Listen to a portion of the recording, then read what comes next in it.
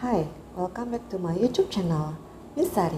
Today I'm gonna share how to learn English from zero. It will be useful for you who want to prepare taking the test, IELTS test, TOEFL test, and I believe it is also useful for parents and teachers. So stay tuned. Recently, my daughter, Michelle, is sharing her experience when she learned English for the first time.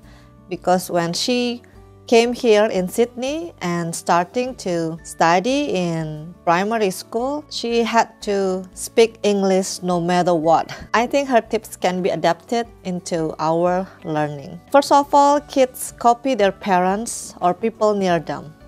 It's good for us, adults, to imitate native speakers of English. I also practiced it when improving my English back then in 2021. I played a video and I read the subtitles, then imitated how the speaker said. So I learned from Youglish. Youglish.com is very recommended because they have like American English, British English, Australian English. So which intonation, which accent do you want to learn? So because I study in Sydney, Australia, so I like to improve my Australian English. Not because I want to follow their accent, I'm proud with my Indonesian accent, but I'm trying to understand what Australian English speakers said. So I think it is very useful to me to learn Australian English at the time. So at Youglish.com, I chose Australian English. Then I type what word I want to practice. Let's say archaeology.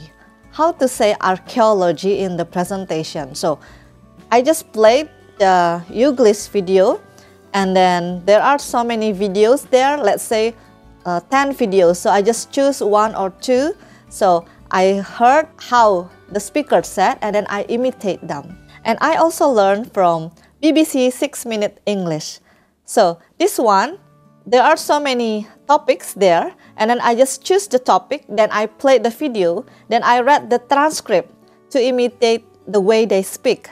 Because it is BBC, so most of them are British.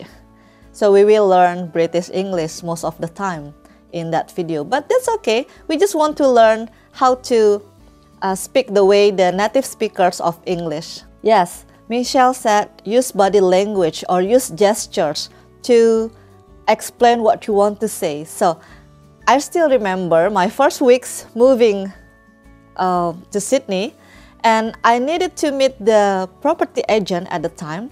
I was inspecting the unit and I wanted to ask if the basin is working. I thought basin name is washtafel, just like in Indonesia. I didn't know that washtafel is in Dutch language, not English. So when I was asking the agent, "Hi, is the washtafel working?" And then he didn't know, he didn't understand. He seemed so confused. He said, "What? Sorry? What did you say?" And I repeated myself. I said, "Washtafel? You know washtafel? Wash my hand?"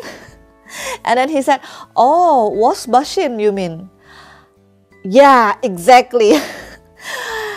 Apparently at the time, I don't know. So I just, yeah, exactly. So we can use our gestures, our body language to express what we want to say.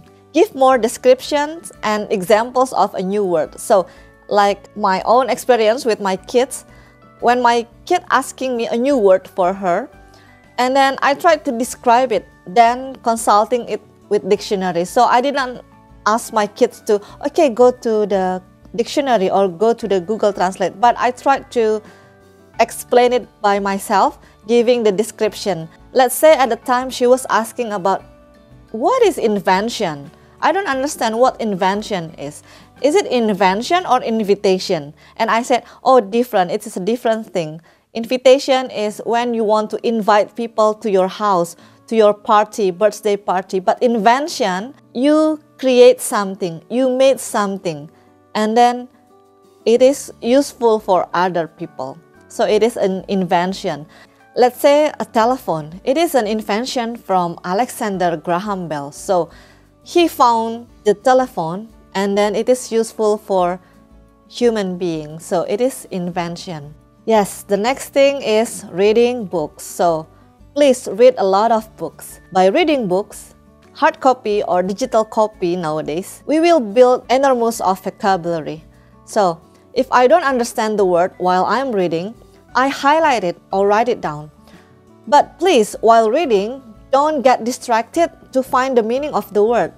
So just keep reading, just keep reading. But when you finish reading or when you want to stop reading, so spend time to find out the meaning of the new words you found. So I collect a lot of vocabulary back in 2022. I have around 200 new words that I've never heard.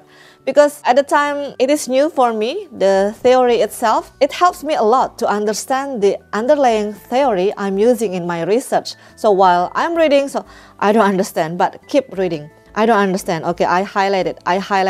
And then when I have time, I go back to that pages and then I saw the difficult words. Oh, okay. And then I go to linguistics dictionary, and if I cannot find it, if I don't understand, I will ask my supervisor or I will ask my friend in the same discipline. And the last thing she said about role play. As kids or students in a class, we can do a role play with peers. It can be done at least by 2 people. At home, let's say by a kid and a parent, or by a kid with a sister or a brother.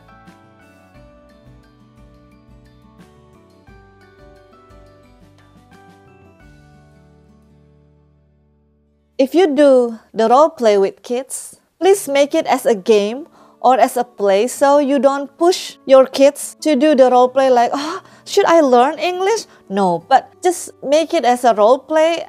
You are as the customer or your kid as a seller of a bookstore, something like that. Just practice English, and then when you are feeling to give up, it's okay, you can combine with your own language, with your mother tongue.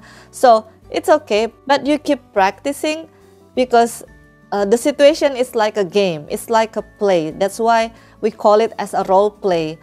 Each person has a role to be somebody that you are not. So I think it is interesting because I did it with my kids. Like this example, she is a boutique owner.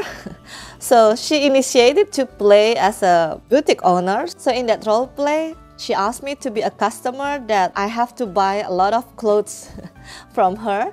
And then she's happy because she feels like she's the designer and also she's the seller. So she feels like, oh, okay, my design is so good that make customer wants to buy a lot of clothes from her. So yeah, I think just make it fun, and English is fun. So I guess the 5 tips can be done by kids or by us as adults. So good luck. I hope you can improve your English. Bye-bye.